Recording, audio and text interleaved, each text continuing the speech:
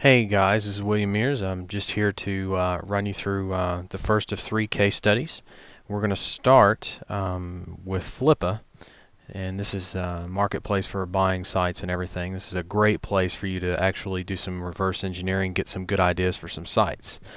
So, before I get started on this, I want to say if you haven't read the manual yet, it's imperative that you do that first before you dive into the case studies. I know that videos are more enticing, etc., but the manual is actually very important for your mindset before you take on the task of going through these case studies. So, that being said, I'm going to be moving forward.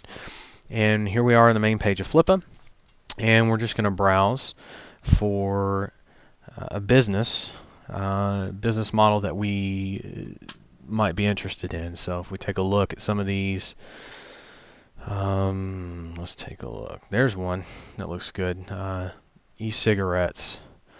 I've always heard a lot about them and never really looked into them very much, but I know they're popular. And so here's a site that is buy it now for 12.5 grand.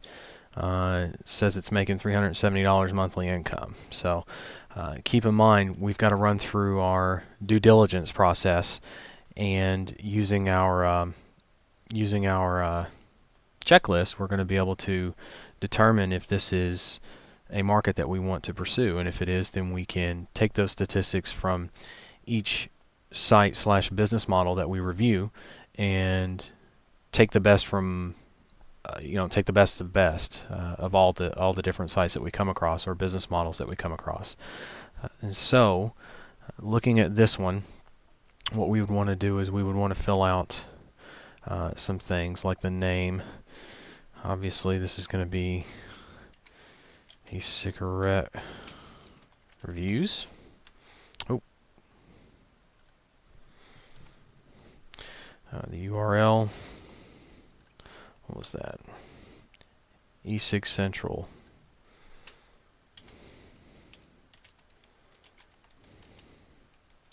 .net. Okay. Now, obviously, we've got some things here. We want to take a look at the revenue methods. As you can see, I'm just filling in that checklist as we go.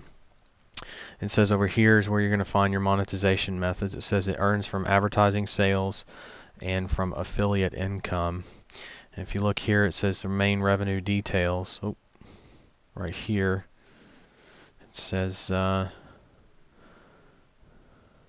he has an affiliate, and then he charges $120 per banner ad. So he actually runs banner ads for different retailers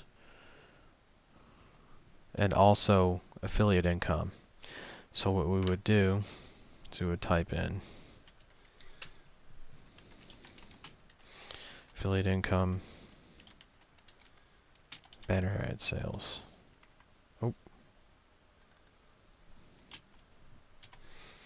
Okay.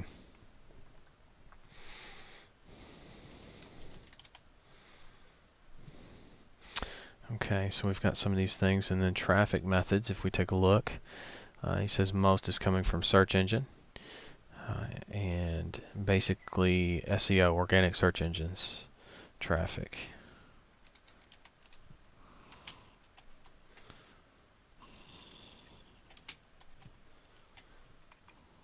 Oh. Okay.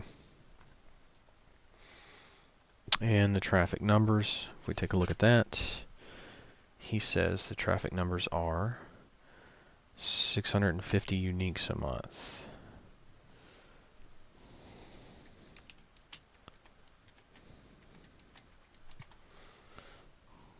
Okay, so that gives us an idea.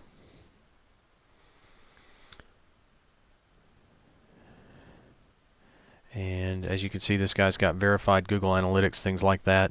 This actually makes it look like it's a very solid site. Sometimes you can run across scammers. This is one of the ways you can find a well put together site. I don't know if it's worth $12,500. But it's definitely a real site that's got verified analytics, and he's even showing some of his affiliate sources. You know, So this is actually pretty good. I mean, I'd been inclined to ask him some questions even. This is actually a great way.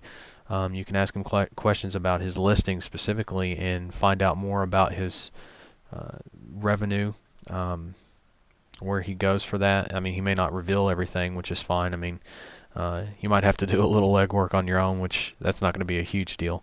So we've got most of the information we need just from that one site.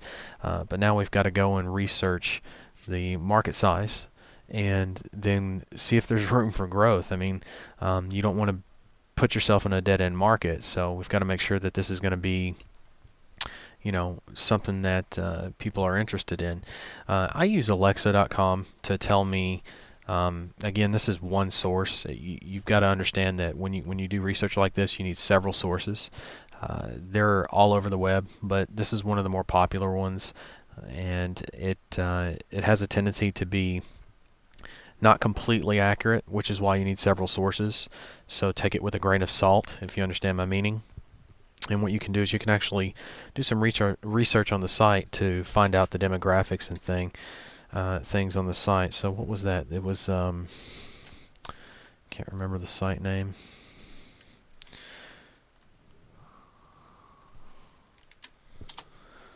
Let's see what we can come up with for this. And usually up here, if it's a very prominent site, Alexa will tell you more about the audience for the site. And it's not doing that right now, but that's all right. There are other sites that will tell you more about the demographics and everything. So just keep that in mind, that you want to study the demographics and get your information from several different sources, not just one. And you'll be all right if you shoot for the averages of what each site is saying.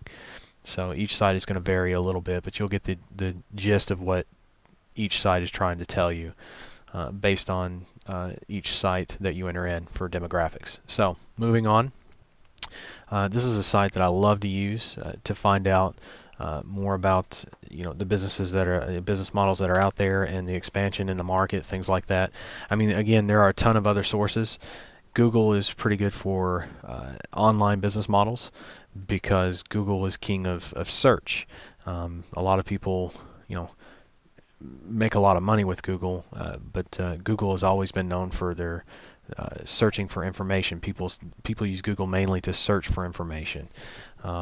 So knowing that Google Trends is actually very, very accurate and can tell you a lot about any market.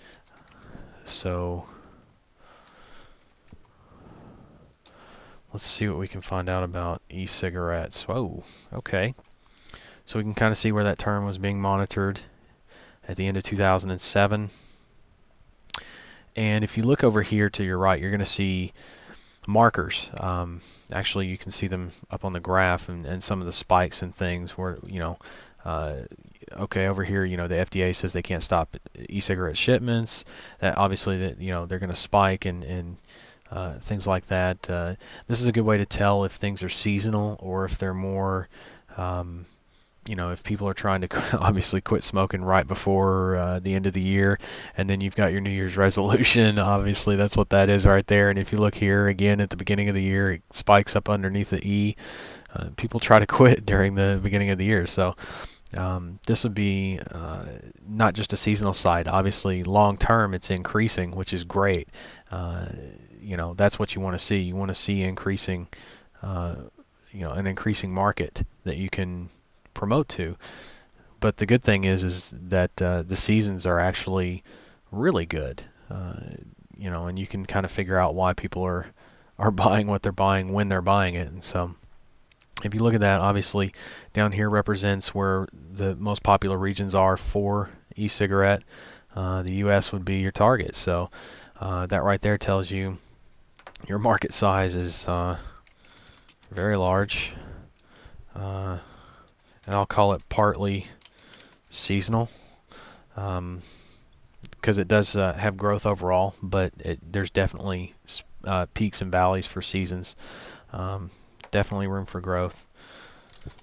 And so now that leaves us with potential unique selling propositions. And so what we want to do is try and figure out what would some of the unique selling propositions be, and we can start by going to this site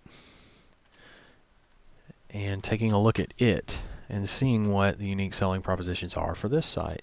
Sometimes they'll even have it in the listing if you can look. Let's see. Oh, by the way, I just now saw this. They said go check out Google Trends right here. That's actually a good point for sales for that site. That's pretty interesting. I did not know they did that. How about that? So you can kind of understand how it goes. That this isn't a well-kept secret or anything by any means. Now, when you take a look at the site, you want to look for things like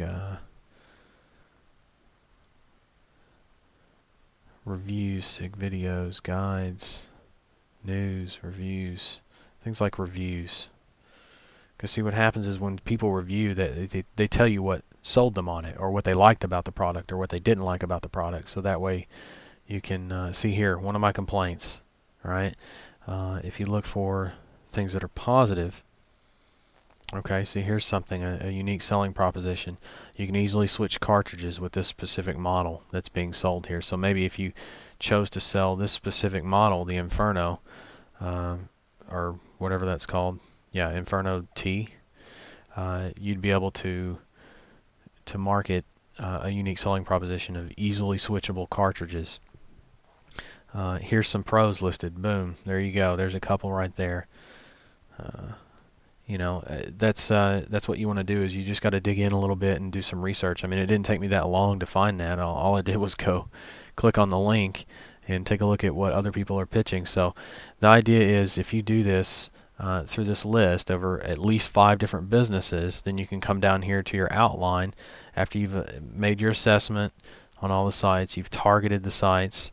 Then you come down here to the outline, and this is your outline for your business model. So you can come here and you can do some keyword research. You know, use the Google keyword tool.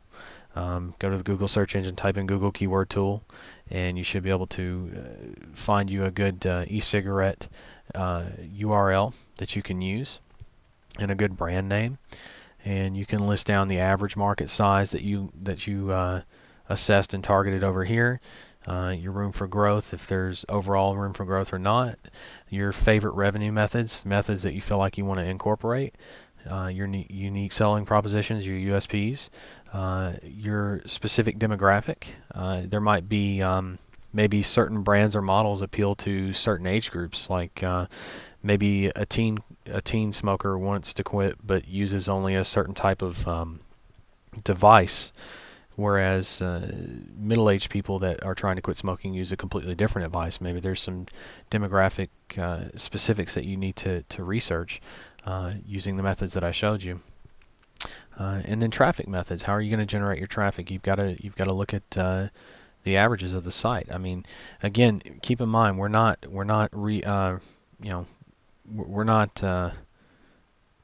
inventing something from brand new. What we're doing is we're creating quality. We're creating things that are better out of someone else's work without copying them. That way people get the best of everything. You know, someone once invented a wheel, you know, but then someone else came along and made it out of wood instead of stone, and then later on figured out, hey, let's throw some rubber around some metal and it's still a wheel, but it works better for the purposes and applications that we're using. So keep that in mind. Just because somebody did something doesn't mean that you can't come along and make it better. Without advancement, where would we be today? Without improvements and advancements on original ideas. So remember, spins and twists and methods, those are all things that make you stand out and make you unique in what you do and what you offer people.